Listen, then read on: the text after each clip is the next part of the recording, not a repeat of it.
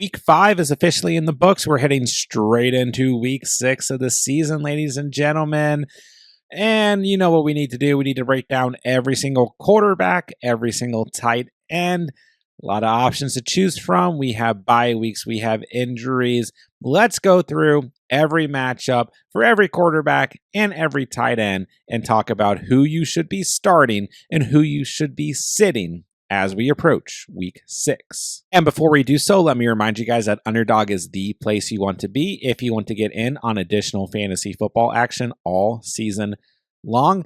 Their week 6 NFL pick'ems are already going live, and Underdog is giving all new users who sign up with promo code TheCatch a free Brock Purdy over half of a total yard to use towards Thursday night's action. And don't worry, if you watch this video later in the week, you're going to receive a free pick'em to use towards Sunday's action. And on top of that, Underdog is giving all new users who sign up with promo code TheCatch a 50% deposit match up to $1,000. So that's a free pick'em to use for the week and up to $1,000 in bonus cash on Underdog when you sign up with promo code TheCatch. That link is down below. All right, very quickly, let's take a look at our bye weeks for week 6 of the NFL season. We will be without the Chiefs, no Patrick Mahomes, no Travis Kelce. Be without the Rams, no Stafford or Parkinson. Be without the Dolphins and whatever they muster up at the quarterback position, I guess Johnny Smith.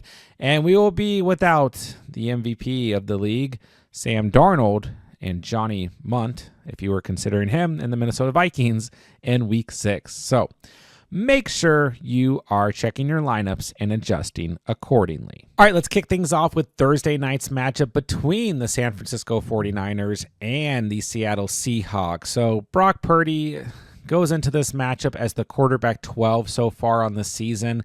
I think he's an okay start. I think he's still kind of in that area of just like you own him, you start him, you take what you get. If you have a better option, better matchup, whatever, you roll with that better option. But for the most part, Purdy should be a safe start.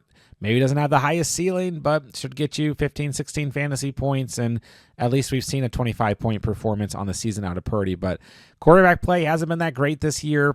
Purdy, like I said, is a QB 12. Don't love him, but I definitely think he's startable given the options at the position. Moving along, at the time I'm recording this, George Kittle is the tight end 1 so far on the season. He's been very, very good. 8 or more fantasy points in 4 starts. He missed week 3 so far on the season, but more importantly, 14.5 in 3 out of those 4 starts. So he has a touchdown in 3 out of his 4 starts on the season so far. He's been great. Kittle is a no question start this week. And I mean, he's seeing more volume than guys like Deebo Samuel and Jawan Jennings and outside of last week, Brandon Ayuk. So Kittle's a big part of this offense. There's no way we're even taking this discussion even further. He's a must start this week, even on a short week on the road. On the other hand, Geno Smith, a guy that I've been talking about a lot over the past couple of weeks, is like a strong, streaming option, a strong guy to pick up off the waiver wire. And Geno Smith is just no longer a quarterback that we can't consider not starting on a weekly basis. He's the quarterback 5 in fantasy football. He has 17 or more fantasy points in 3 out of 5 starts so far on the season. And he has 22 or more fantasy points in his last 2 starts. So Geno Smith, even on a short week against the Niners, who their defense hasn't even been that great this year, is a strong start this week. He's rostered in 64% of leagues. Really like Geno Smith right now. Great value at the position. Noah Fant, on the other hand, I told you guys after week 3, sure, he had 12 fantasy points. You can pick up Noah Fant, but he's going to remind us of who Noah Fant is, and that's what he's done over the past 2 weeks. 4.6 fantasy points and 5.4 in the last 2 weeks. Not enough volume. Noah Fant is a sit for me as we move into week 6. All right, early Sunday game. We'll have another overseas game this week. It's the Jaguars and the Bears, and I don't know exactly how to feel about this one. Let's start with the Jaguars. I think Trevor Lawrence is startable. I liked Trevor Lawrence as a stream in week 5. If you watch Sunday morning's video, I encouraged you guys to pick up Trevor Lawrence and start him against the Colts. But that was the Colts, a team that has essentially ranked bottom 5 against running backs, quarterbacks, tight ends, and wide receivers all season long in fantasy football. This is a tougher matchup against the Bears this week. Now, sometimes these overseas games, we see defense kind of go out the window. And then sometimes we see like what we saw with the Vikings and Jets where defense is more relevant. So I feel a little hesitant here. Trevor Lawrence coming off of a 22-point fantasy performance against the Colts, I think is potentially streamable, potentially startable in like Superflex double quarterback leagues. But I'm not going to get too excited here because this Bears defense has been pretty good early in the season. So don't go out of your way to stream Trevor Lawrence. Not my favorite streamer, not my favorite guy this week to pick up off the waiver wire. Definitely a tougher matchup, but I think he is at least startable. Now, Evan Ingram, I'm seeing start to get dropped here and there in leagues, but he's still sitting at 75% rostered. He's an okay start if he does play this week. If he doesn't play, then returns the strange man himself, Brenton Strange, who, in that same video on Sunday morning, I told you guys need someone last minute to plug and play. Brenton Strange is your guy. He sits at 11% rostered. He's a tight end 9 so far on the season. 4 receptions off of 4 targets in week 5, a touchdown, 24 receiving yards, 12.4 fantasy points. He's really only a starter or a streamer if Evan Ingram misses time. So we got to pay attention to Evan Ingram's health as the week continues. See how that hamstring issue continues to potentially linger. I'm a little hesitant on the Jags this week, but there is some value here, I think, in the streaming category if you are desperate. Now, let's move to the Bears. Caleb Williams, a guy that I liked going into week 5, had 23.5 fantasy points against a bad Panthers defense. His best, I would say overall, I want to argue his best performance. I know week 3 was still very good against the Colts, but he threw 2 picks in that game. No turnovers against the Panthers and threw for 304 passing yards and 2 touchdowns. 34 yards on the ground. And overall, I just felt like the offense was more in sync in this matchup against the Panthers. So now he gets the Jacksonville Jaguars, a team that is ranked bottom 5 against every position, quarterback, wide receiver, running back, and tight end in terms of fantasy points allowed. This is a great spot for Caleb Williams. He sits at 59% rostered. He's a great start this week, a good streaming option if you need help at the quarterback position. I really like Caleb Williams this week, and as a matter of fact, I'm so confident in Caleb Williams that I would head straight to Underdog and take the over on his passing yards. This was my pick for last week's video, and he crushed the over with 304 passing yards. His passing yard total is sitting at 225.5 right now on Underdog. He has hit that in 2 of the last 3 matchups, and Joe Flacco just tore up this Jacksonville Jaguars offense for crying out loud. I have a lot of faith in Caleb Williams. Don't forget that Underdog is giving all new users who sign up with promo code TheCatch a free pick'em for the week. Take your free pick'em, pair it with the over on Caleb Williams, automatically triple your cash entry. And while you're doing that, Underdog is going to give you a 50% deposit match up to $1,000 when you sign up with promo code TheCatch. That link is down below. All right, last on this matchup, we got Cole Kmet, who has been solid. You know, the ceiling hasn't really been there. It was there against the Colts in week 3. Outside of that, we're looking at like 6, 7, 8 fantasy points. But guess what? Kmet is the tight end 6 right now in fantasy football. Great matchup in week 5. Got you 8.7 fantasy points. Great matchup here in week 6. Is a good option. Definitely a startable option. The landscape at tight end is so ugly that I think Cole Kmet, definitely a strong option given the matchup this week. This Jaguars team just flat out awful defensively. So if you own Kmet, 74% rostered, certainly worth starting. If you got someone else you feel better about, that's okay too. Moving along, we have the Buccaneers traveling to face the Saints. Let's start with Baker Moneymaker Mayfield. No way you can bench Baker. He's the QB3 in fantasy football. He's in that area now that we're just not benching Baker Mayfield. I know he had the dud performance against the Broncos in week 3 that no one was expecting. But outside of that, he has 19.8 or more fantasy points in every game so far on the season. He's been a great start. And the Saints defense is pretty good. Reminder, I have to record these early on Monday before Monday Night Football has been played. But even if the Saints play, well against Patrick Mahomes and company, this is still a good defense. Overall, I'm not worried about it when it comes to Baker Mayfield. This offense is going to throw the football. Mayfield's been way too good to consider benching him. Cade Otton has 7.4 or more fantasy points in his last 3 games. He's definitely in the streaming area. The Saints so far on the season have played well against tight ends, but you need someone to plug and play. I'm still okay with Cade Otton.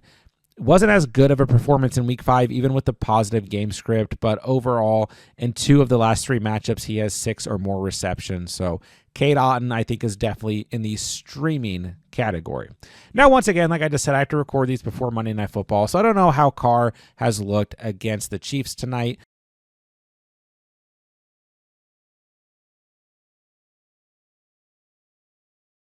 Now, Taysom Hill not playing in week 5, dealing with the rib injury. Don't know if he's going to be good to go in week 6. Listen, I usually avoid the Taysom Hill experience. Too up and down, too volatile. Wasn't rolling with him in week 4, and then he had 14.4 fantasy points and 2 touchdowns or whatever. So I'm probably not personally going to consider Taysom Hill if he is starting and playing. But if you want to throw him out there, you need to stream somebody at tight end. Sure. Outside of that, I don't want to trust Juwan Johnson. I don't want to trust Foster Moreau. It's just way too volatile. We haven't really seen them do anything. Maybe they'll do something on Monday Night Football against the Chiefs, but really, like, they had a good week against the Panthers, who have been a bottom 5 unit against tight ends in fantasy in week 1. And outside of that, they haven't done anything. Once again, I record these before Monday Night Football, but I'm not expecting them to have massive games against the Chiefs. And even if they have a good game, I'm not really going to consider them strong starts in week 6. So for the most part, we're looking at Baker Mayfield and a few streaming options in this matchup between the Bucs and the Saints. Next up, we have a much more exciting matchup between the Commanders and the Ravens. Let's start with Jaden Daniels, who's the quarterback 2 in fantasy football right now. He's just been on fire, extremely consistent. The passing game is rolling. The run game is rolling. The defense is rolling. There's no way we're benching Jaden Daniels anytime soon. 238 passing yards, a touchdown, 1 interception, 82 yards on the ground, 7.4 yards per carry, his best mark on the ground on the season in week 5. Daniels continues to be a must-start quarterback on a week-in, week-out basis. And honestly, I was kind of shocked looking at his line on Underdog for the week. His passing yards is set at 215.5 total, and he has smashed that in the past 3 weeks with 238, 233, and 254 passing yards. I know we look at this Ravens defense and kind of think like, scary, but they have not been that good of a secondary this year, and they just gave up a ton of passing yards to Joe Burrow. So I would go straight to Underdog, smash the over on Jaden Daniels passing yards. Don't forget, new users who sign up with promo code TheCatch are going to get that free pick 'em. Take your free pick 'em, pair it with the over on Daniels passing yards, automatically triple your cash entry. And while you're doing so, Underdog is going to give you a 50% deposit match up to $1,000 when you sign up with promo code TheCatch. All right, then looking at the tight end position for the Commanders, we got Zach Ertz, bad week 5. He's been super solid for majority of the season, though. He still had 8 targets in week 5, so he's sitting at 49% rostered. I think he may get dropped by some fantasy managers, and I think that's maybe somewhat understandable, but this Commanders offense has been so good on the season that I think Zach Ertz is definitely still in the streaming category, and the Ravens have not been that good against opposing tight ends fantasy-wise so far on the year, so I'm going to say Ertz is still a solid stream for the week, and definitely a player who still deserves to be rostered with the way this offense looks. All right, Jaden Daniels is the quarterback 2. Lamar Jackson is the quarterback 1, 17 or more fantasy points every game so far on the season. His best fantasy performance, maybe one of his best performances ever, in week 5 against the Bengals. 33 fantasy points, 26 completions off of 42 passing attempts, 348 passing yards, 4 touchdowns, 55 yards on the ground. Lamar Jackson is that guy. We are not benching him. We don't even really need to talk about anything else here. But what are we going to do with these tight ends on the Ravens? I just don't know. As soon as we bench Mark Andrews, he got 9.5 fantasy points, which right now for tight ends is not that bad. 5 targets, 4 receptions, 55 receiving yards. Isaiah Likely, as soon as you drop him, bench him, whatever, 16.3 fantasy points, 2 touchdowns. 3 grabs, 2 of them are touchdowns. Then enter Charlie Kolar, who's the tight end 20 right now in fantasy football. 15.6 fantasy points, a touchdown, 64 receiving yards off of 4 targets and 3 grabs. Next up, we have the Cardinals traveling to face the Packers. Let's start with Kyler Murray, who I encourage you guys to keep in your lineups against the Niners in Week 5. Came through after a dud in Week 4 against Washington, a down week in Week 3 against the Lions, with 25 fantasy points, 195 passing yards, a touchdown, a pick, 83 rushing yards, and a rushing touchdown. So Kyler continues to be one of these guys, like, you just have to start him, take what you can get. Maybe there's a bad enough matchup that we skip out on him, but for the most part, I'm starting Kyler until further notice. Maybe more concern on some of the play calling and what's happening with the receivers, but I'm not going to panic on this offense. Kyler's still a solid start. Trey McBride, on the other hand, ended up being good to go in Week 5 after 2 different scares, and I was still so scared that he might not be good for Week 6 that I put an asterisk, but he's completely good to go. Trey McBride is a solid start, no matter what. So obviously, if something pops up on the injury report this week with another rib injury or whatever last minute, then we would reevaluate things. But Trey McBride is a tight end 10 in fantasy football. Great stat line in Week 5, 11.3 fantasy points, 9 targets, 6 receptions, and 53 receiving yards. So yes, as long as McBride is out there and healthy, we are starting him no matter what. Now, Elijah Higgins had a touchdown, but that's it. 1 target, 1 reception, a 2-yard receiving touchdown, 7.2 fantasy points. Hasn't been good in relief of McBride when McBride hasn't played. No way that I'm going to consider Elijah Higgins. So 2 strong starts in Kyler and Trey McBride, and that's it for the Cardinals. Basically the same story for the Green Bay Packers. I know Jordan Love wasn't fantastic in Week 5, and it was a smash matchup against the Rams. 16.9 fantasy points, 224 passing yards, 2 touchdowns, a boneheaded pick, 10 yards on the ground, a fumble that wasn't lost. But this is another good matchup against the Cardinals this week. I'm expecting points here in this matchup. So, and Jordan Love, don't panic. I think he's still a strong start this week.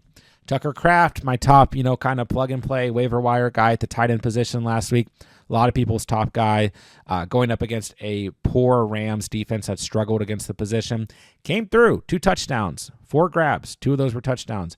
88 receiving yards, 24.8 fantasy points after having 17.3 in Week 4. So I will say at some point, Tucker Kraft, who's the tight end 2 right now in fantasy football, will kind of come back to earth. But he's still a super strong start in an offense that's finding themselves throwing the football a lot. And Kraft has been great, so I don't think there's any way that we're really going to look to bench him. Luke Musgrave, on the other hand, was active for Week 5, but was dealing with an ankle injury and didn't see any snaps. So he's a sit, and even if he played, he's a sit. There's nobody else on this team at the tight end position we're even considering. It's Kraft, and that is it. Moving into Week 6. Next up, we have the Colts traveling to face the Titans, and man, oh man, what are we going to do but sit back and evaluate what happens with this quarterback situation for the Colts? Anthony Richardson's injury is not expected to be a long-term injury. There's much speculation that he returns in Week 6. Are the Colts going to bench Anthony Richardson? I don't think so, but the offense has arguably looked much better with Joe Flacco at quarterback, and they faced the awful Jags in Week 5, but faced a good defense in Week 4 with against Pittsburgh. So Flacco gets to start. Sure, you can start him. If Richardson gets to start, I think we still start A-Rich. You probably have another quarterback on your roster at this point that you've used in place of Anthony Richardson. That's fine too. I still think there's some risk with Anthony Richardson, but it's not like a super tough matchup against the Titans. So for the most part, I don't really want to start Flacco or Richardson. I know Flacco's look good, but it's like I don't really want to be in a position where I'm starting either of these guys. So Flacco gets to start. I think I like him more than Anthony Richardson with what we've seen out of Flacco in the last 2 weeks and what we've seen out of Richardson since Week 2. We'll see what happens, but yeah, this is just one of those situations like the Jaguars in Week 5 are one thing, but now moving forward, we kind of got to take this on a week-by-week basis, and Just because Flacco 26 fantasy points last week does not mean that like he's going to have 20 plus fantasy points again this week. Maybe not a fair comparison, but you look at Andy Dalton, great in his first start and then has come back to earth. So I think Flacco's still very good, was good last year and everything, but we got to kind of pump the brakes here. We're not going to go out and start Flacco over guys like Brock Purdy or Kyler Murray or Jordan Love, whatever. But Flacco should be rostered, and we'll see what unfolds. Now, Mo Alley-Cox got a touchdown and had 4 targets and 11.7 fantasy points. Flacco and Mo Alley-Cox, maybe a thing. We haven't seen any relevancy out of the tight end position so far on the season for the Colts. Maybe we get some. I'm not ready to start Mo Alley-Cox in any format. Okay, we got the Titans. I'm just sitting everyone. How much time do we want to spend on this? I don't know. Will Levis still dealing with his injury he suffered in week 4. He's expected to practice this week. If not, it's going to be Mason Rudolph. Even against the Colts defense, no thank you. No thank you. Then we got Chicken Conquo. No thank you. And then there's also Josh Weil on this roster. Just no thank you across the board. Great matchups for everyone involved going against the Colts defense, but I'm going to stay away. I'm not touching any of these guys with a 10-foot pole as we approach week 6. Next up, we have the Texans traveling to face the Patriots. And I don't know why, but I got kind of a gross feeling about this matchup, even potentially for the Texans, but it's a road game here. The gross feeling probably comes from the Patriots offense, but Stroud, a top 12 quarterback in fantasy football. He hasn't been that great, though. 16.9 last week, 23.5 against Jacksonville, but then 11.8, 14.3, 18.6. Just hasn't been great, but he's still a start this week. There's no getting around it. If you own Stroud, you got to start him, and you take what you can get, similar to a guy like, Brock Purdy. We're just going to take what we get here. Dalton Schultz had his best fantasy day of the season in week 5 against the Bills, 7.4 fantasy points, 6 targets, 4 receptions, 34 receiving yards, but I'm just not ready to start Dalton Schultz. Maybe if Nico Collins misses this week, but we kind of tried that before when Tank Dell was out. I know it's not a fair comparison, and Schultz did nothing, so maybe Schultz is in that streaming area because he's still tied to this offense, but I don't want to start Dalton Schultz anytime soon. The ceiling just has not been there, and he's not even getting you 6, 7, 8 fantasy points on a regular basis, so I'm not going to start him this week. And I'm not starting any New England Patriots.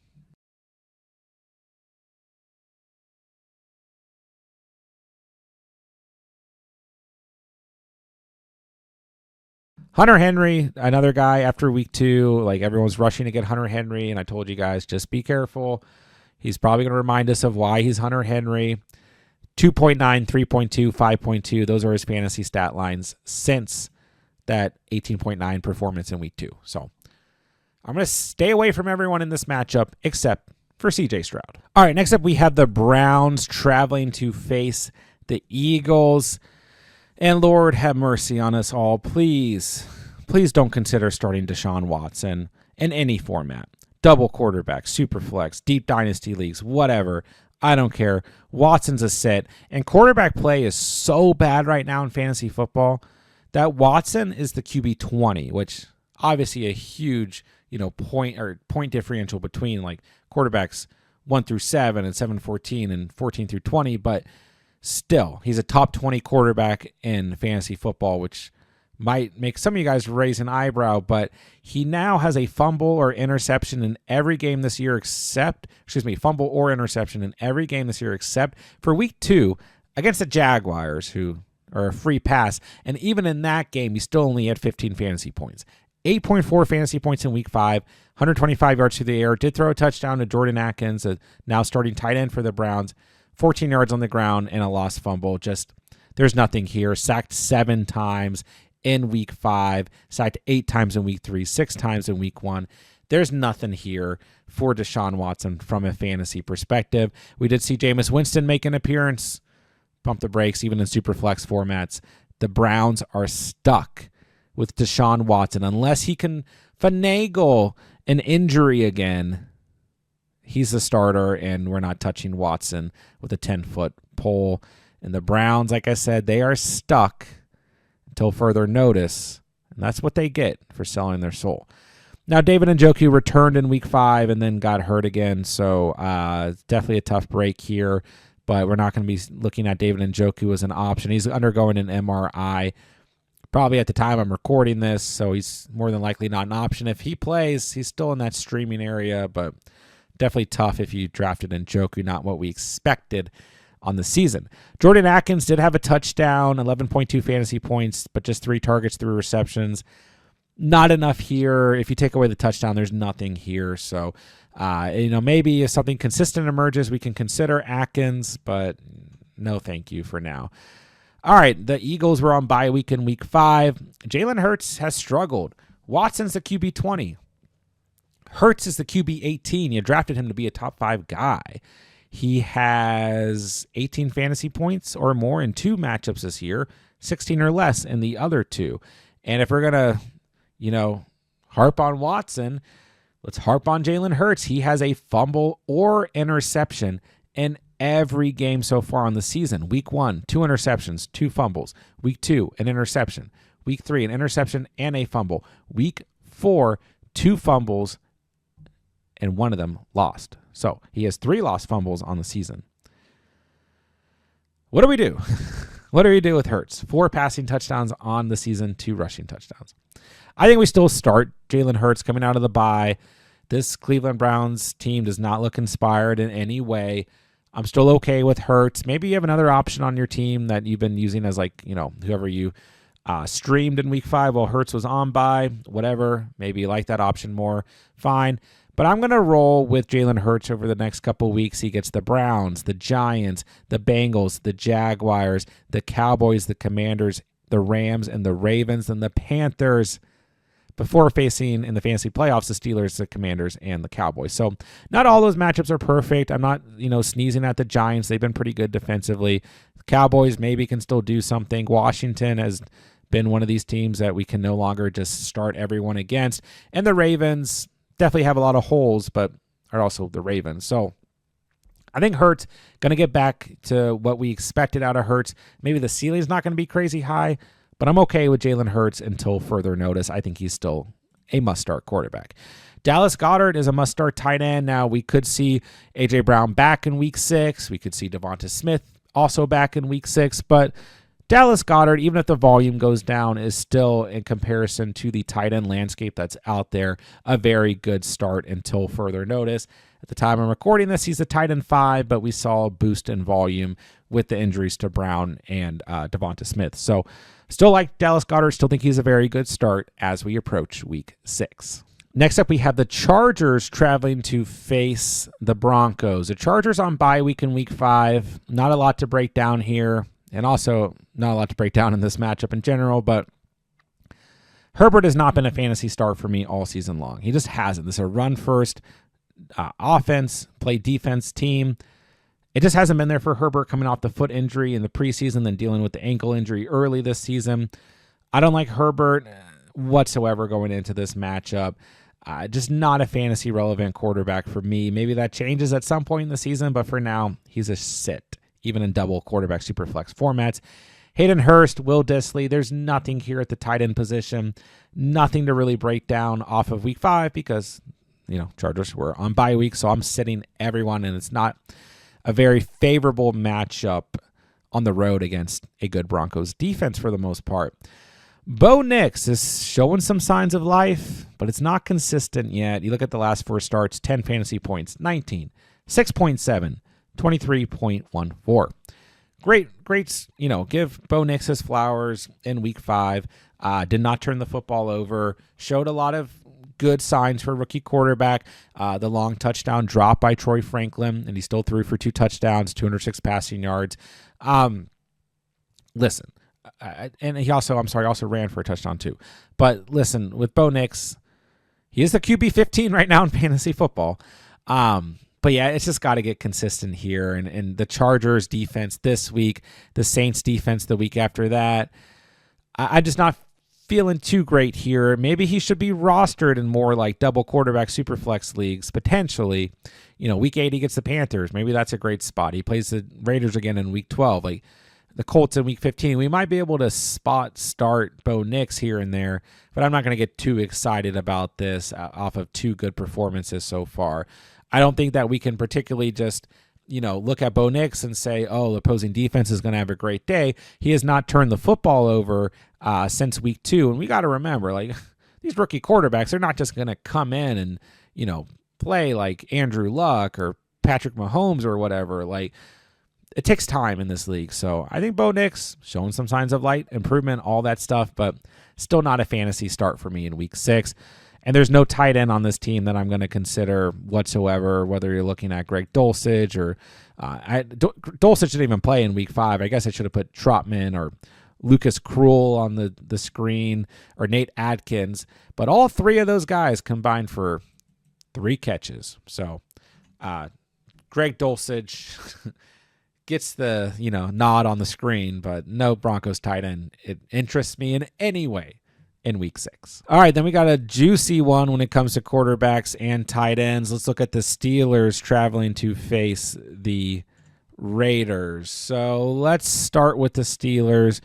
Justin Fields, I expected a nice performance in week 5.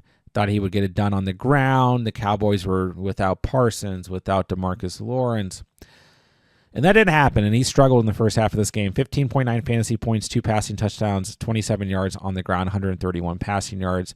No picks, did fumble. It wasn't a lost fumble, but a fumble nonetheless. There's murmurs. They're talking about this during Sunday Night Football that if Russell Wilson's active and able to play week 6, he might start week 6. I think it's still going to be Justin Fields, but maybe it's Russell Wilson. I think if Fields plays, he's a good start. I mean, we just talked about Bo Nix, who had over 20 fantasy points against the Raiders. I like Fields if he's a starter in week 6 still. I expected more out of week 5. He was a guy that I was pretty high on. Thought he was going to have a good week. He made the must-start video. I liked everything there for him against Cowboys, and it just didn't happen. So he's still a QB9 in fantasy football. I think he's a solid start if he's a starter. Now, if Russell gets the nod, I'm not going to start Russell Wilson fresh out the gate here, but it is a good matchup. So if you're in a super flex double quarterback league, Darnold's on bye week, and you also drafted Patrick Mahomes and Matthew Stafford, or you're in a situation like that, and you got nothing but bye weeks or whatever. Maybe if Russell's the starter, due to matchup, we could start him, but I don't want to start Russell Wilson in his first start with this team. So we'll see. We'll see what happens with this quarterback situation. Now, Pat Freiermuth has been good, 6.7 or more fantasy points in every matchup this year. That doesn't sound great, but he's a tight end 7 right now because tight ends suck this year. So Freiermuth, if you own him, great matchup against the Raiders. He's worth a start for sure. We've seen a little bit of involvement out of Darnell Washington on the season, but not enough to make him fantasy relevant. We did, however, see a touchdown to Connor Hayward this past week. Outside of what he did in week 5, he has 1.2 fantasy points on the season. So don't look at that touchdown and think anything of it. Freiermuth is the only guy we're starting at the tight end position for the Steelers. Now, when we look at the tight ends for the Raiders, it is Brock Bowers, and that's it. Michael Mayer has been banged up so far on the season and now dealing with personal issues, whatever. Hope he's good, but he's not playing, or he did not play in week 5, did not see any snaps in week 4, and then we don't know his status for week 6. So it's Brock Bowers, and that's it.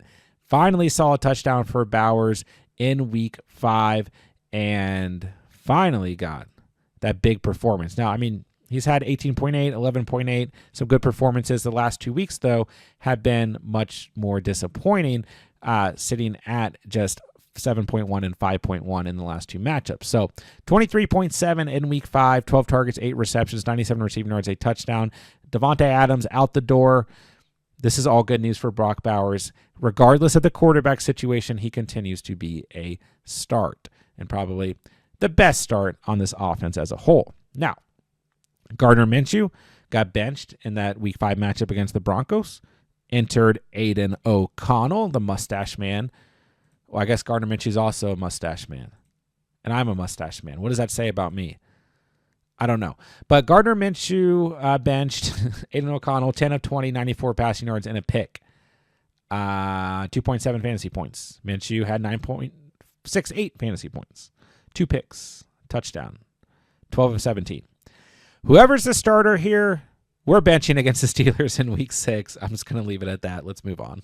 Next up, we have the Falcons traveling to face the Panthers. Tale of two different stories for these teams in week 5. Let's start with Kirko Chains himself, 35.3 fantasy points, 42 of 58, 509 passing yards, 4 touchdowns, and a pick on Thursday Night Football in that absolute shootout.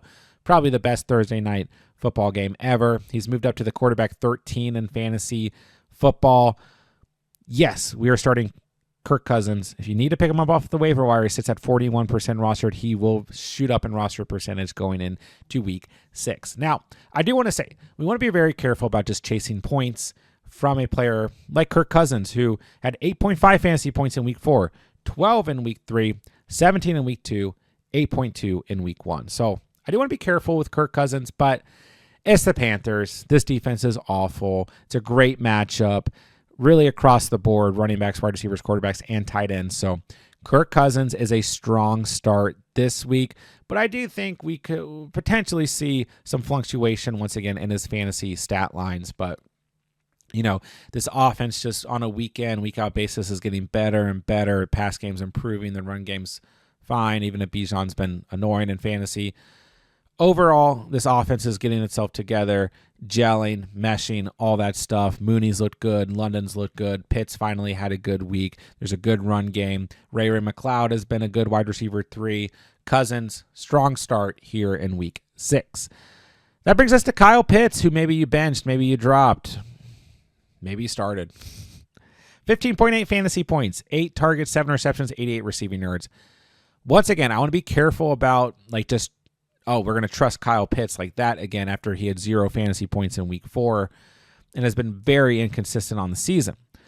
But this is a good matchup. The Panthers have really struggled against the tight end position, so Kyle Pitts is a strong start this week. But once again, I want to be careful about just, blindly chasing points and thinking that Pitts is going to be a player who brings you double digits on a week-in, week-out basis when I don't quite know that that's exactly going to happen. Now, talking about chasing points, Andy Dalton went from 24.5 points in week 3 to 16.7 to 4.7. So it's not particularly a bad matchup this week, but yeah, even in double quarterback, super flex formats, I just don't trust Andy Dalton. And, I liked him fine enough in week 4 because the Bengals defense has been that bad. And since then, did not really was worried about the Panthers as a whole outside of Chuba Hubbard and Deontay Johnson, who busted in week 5 against the Bears. And I just don't think we can start Andy Dalton in any format right now. Maybe he gets some better matchups somewhere down the road if he's still a starter. But yeah, I'm staying away from him even in double quarterback super flex leagues. Jatavion Sanders, Tommy Tremble, the tight ends here. There's nothing whatsoever from a fantasy perspective. So let's start everyone for the Falcons at quarterback and tight end, and let's sit everyone for the Panthers at quarterback and tight end in week 6. Next up, we have the Lions coming off of a bye week, traveling to face the Cowboys. Jared Goff, last time we saw him play, 18 of 18, 292 passing yards, 2 touchdowns, and he caught a touchdown from Amon-Ra St. Brown. 27 fantasy points. Goff has a strong start this week. The Cowboys have looked better defensively the last 2 weeks, but Goff, just a solid start. Maybe you have another option you like more. That's fine. Good start in double quarterback super flex formats. We know what we get out of Goff. The ceiling's not always high. It's not going to be as high as it was in week 4, but Goff is a solid start going into the week. And I'm still of the belief that if you own Sam Laporta, you're just rolling with Sam Laporta. Once again, maybe someone has, crossed your roster due to the waiver wire or whatever, who you like more this week, maybe a guy like Tucker Kraft. That's fine. But for the most part, if you own Sam Laporta, he still has 8.5 or more fantasy points in 2 out of his 4 starts on the season. So Laporta is fine. I think he will be better as the season goes on, and I'm still keeping that faith for now. When we look at the Cowboys, Dak Prescott's the QB8 in fantasy football. He hasn't been that great, though. It's just the way quarterback play is this year.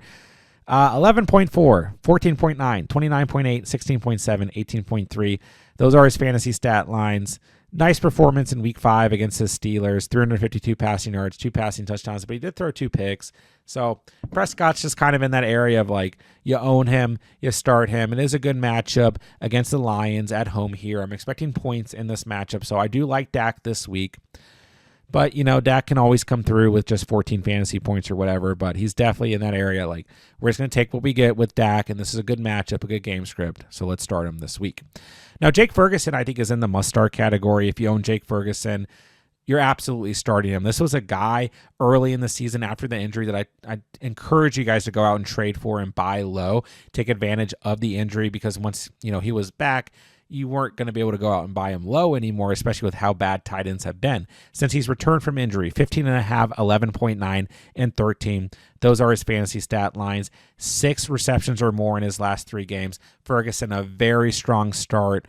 Really, really like Ferguson going into the week. If you own him, don't overthink it. He's a great start in week 6. Next up, we have Sunday Night Football. The Bengals traveling to face the Giants.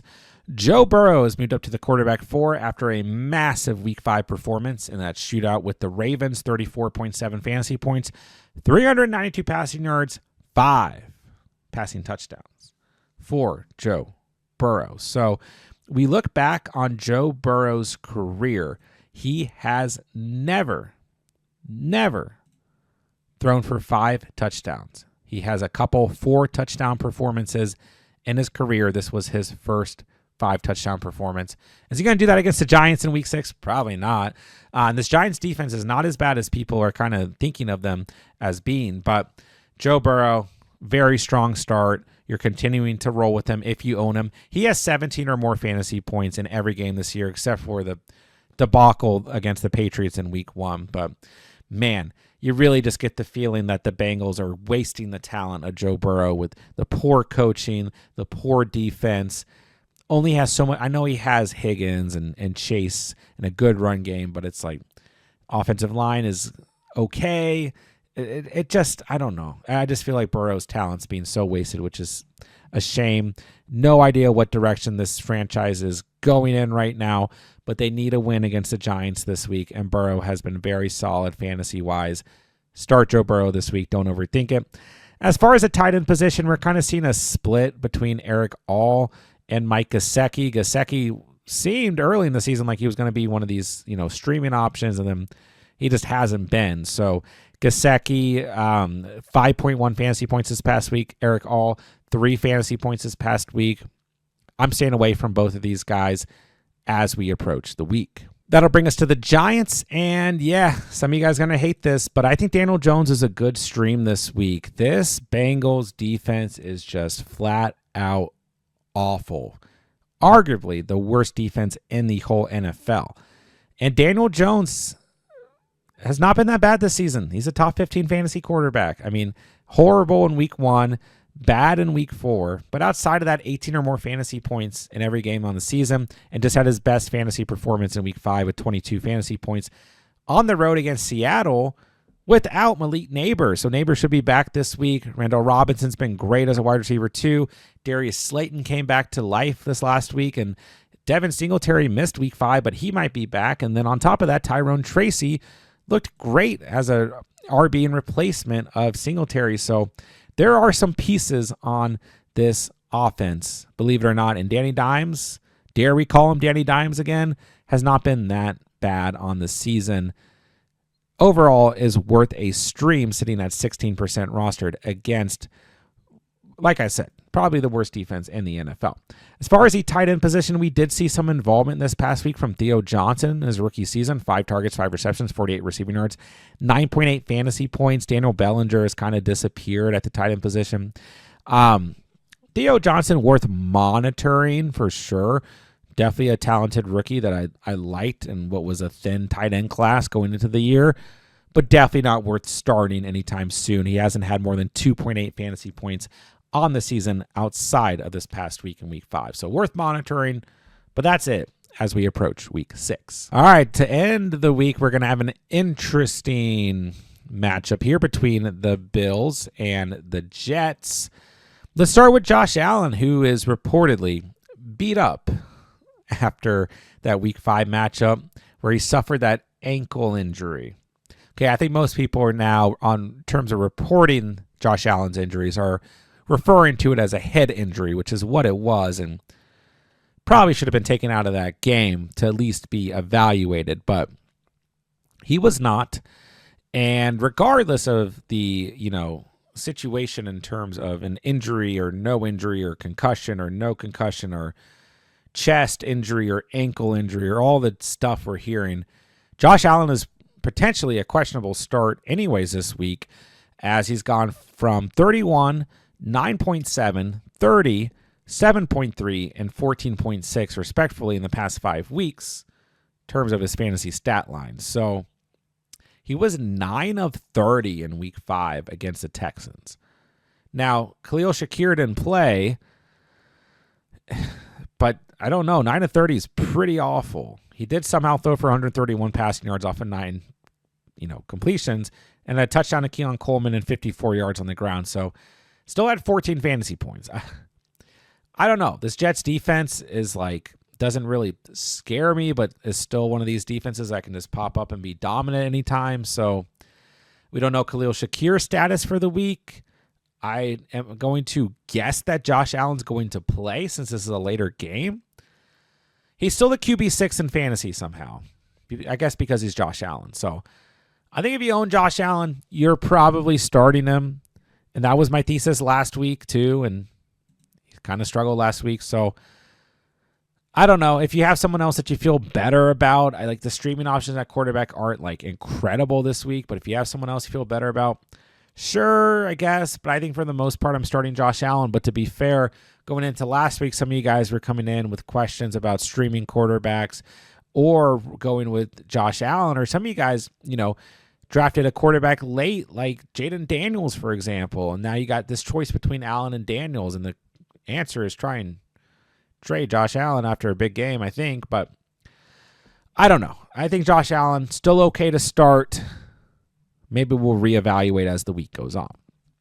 Dalton Kincaid's been fine. He's a tight end 12. Bad week 5, 5.4 fantasy points.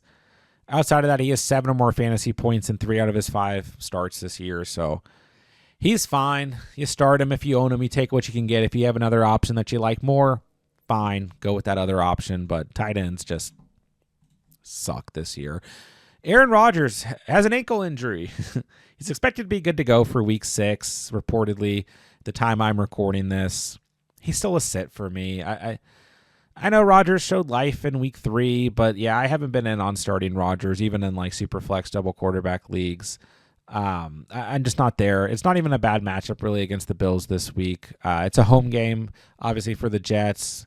The additional day to rest with the Monday Night Football game. But yeah, I'm just not there with Aaron Rodgers, and I doubt a lot of you guys are. But even in Superflex double quarterback, I don't feel that good about Rodgers this week. So if he does end up missing time, it's Tyrod Taylor, theoretically. But I think Rodgers and Allen are going to suit up for this matchup. It's an important divisional matchup, so there's going to be more pressure for them to play. I'm going to stay away from Aaron Rodgers. Tyler Conklin, I think, is streamable. That's about it. He had 11.5 fantasy points in week 5, but he had 5.7 in week 4, 14.3 in week 3, then 2 or less fantasy points in the first 2 weeks of the season. So if you're struggling, your tight end's on bye, there's nothing out there. He's 30% rostered. I think he's startable, streamable, but kind of temper your expectations. He has had 4 or more receptions in the last 3 weeks. He's okay, but you never know what you're going to get out of a tight end that we are purely streaming. So see what happens with this matchup. It'll certainly be interesting as the week continues and as we get closer to week 6. And that'll do it for today's video. There's every single quarterback, every single tight end, every single matchup going into week 6 of the season. Don't forget, guys, I'm answering all fantasy football questions moving into week 6 of the season in the comment section down below. If you guys need anything whatsoever, let me know. I will answer every single comment on this video before Thursday Night Football and before Sunday's slate of games. And don't forget, as the week goes on, we're going to have everything that you need here on the channel for week 6 of the 2024 fantasy football season. So make sure you guys are checking out all the videos as they come out, but more importantly, make sure you guys are subscribed to the channel so that you don't miss out on any of the content. And with that, I'll say thank you guys so much for watching and or listening. And remember, you saw it here on The Catch.